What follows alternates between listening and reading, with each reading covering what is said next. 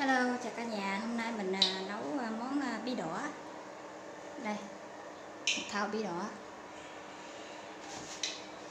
Mình chọn xong rồi, còn kế bên đây là mình đang nấu dạo ăn.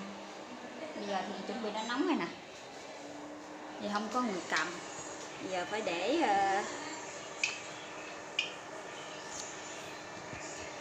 cho nó đứng, tự quay luôn. Không có người cầm để quay. Không biết ngồi cái điện thoại nó có lọt xuống không nữa. Lọt xuống cái chảo chiên luôn.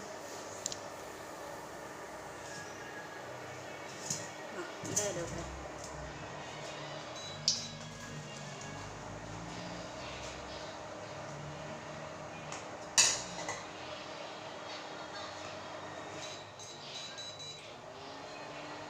Đây. Chuẩn bị đầu tiên cái coi nó được không. Ây dụ. Phải đè nó xuống mọi người ơi. Đè nó xuống.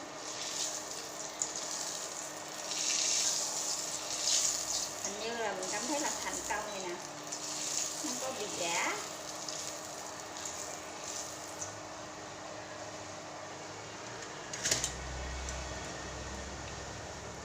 Như là thành công rồi mọi người. Không có bị rã ra. Cái này thì mấy thử rồi chứ không bỏ đường.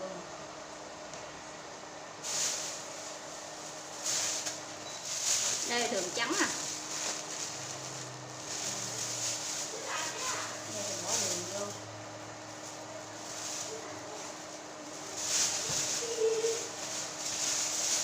Bây giờ thì coi số lượng thôi chứ không có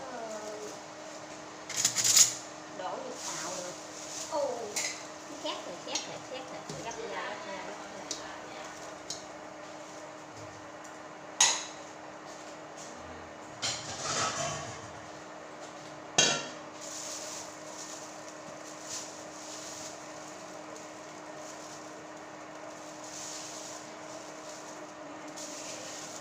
Khoảng 5 muỗng thôi nè. 5 muỗng biết ngọt không nữa. Còn bỏ lại 10 muỗng đi.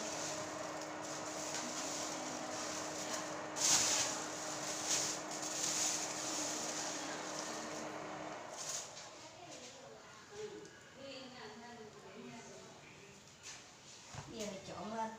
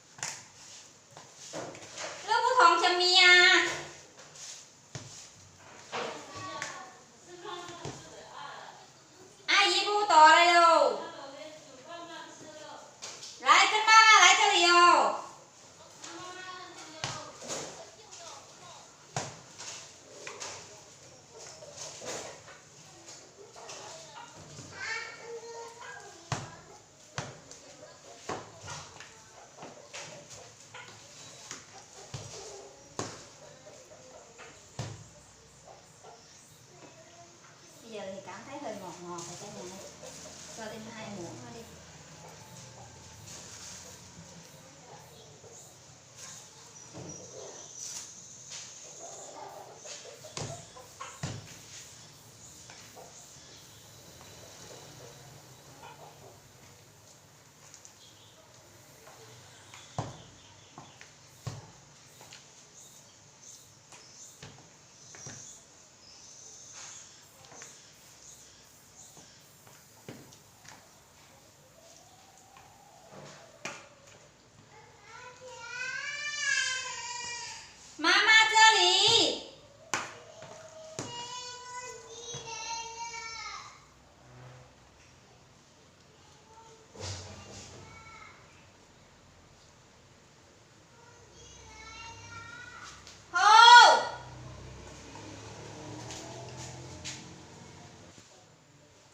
Hay, chút bi chiên đây cả nhà ơi.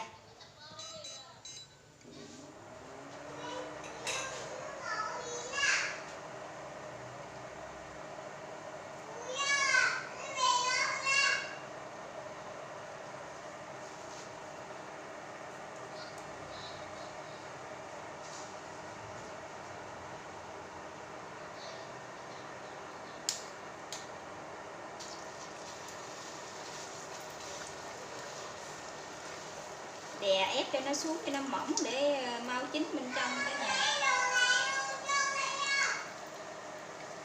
Ma sĩ à.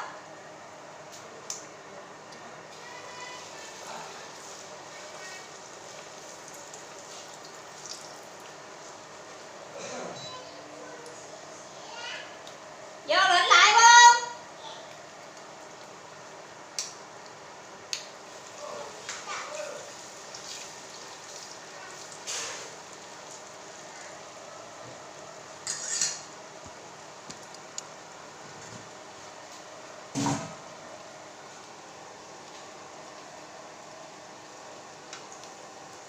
Ồ, khét cả nhà ơi. Này, phải đỡ đều mới được. Mình đau đều là nó khét. Khét rồi nè.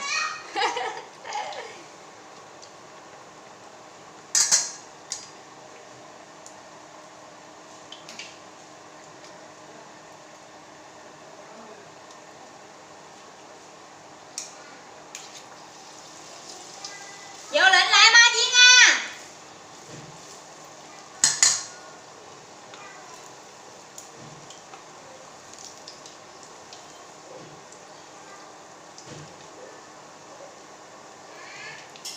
Vô lệnh lại Ma.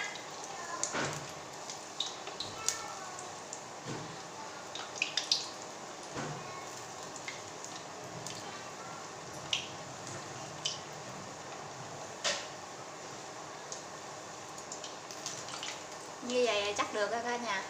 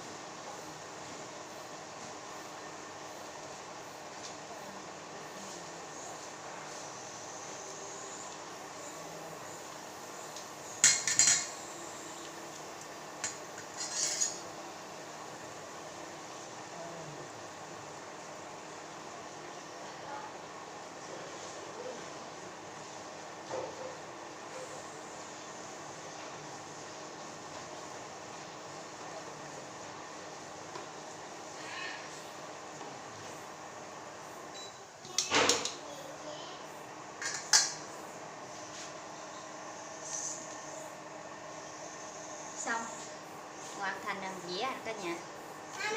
Như vậy chắc được rồi nè. Bye bye cả nhà. Vậy tôi kết thúc video nè.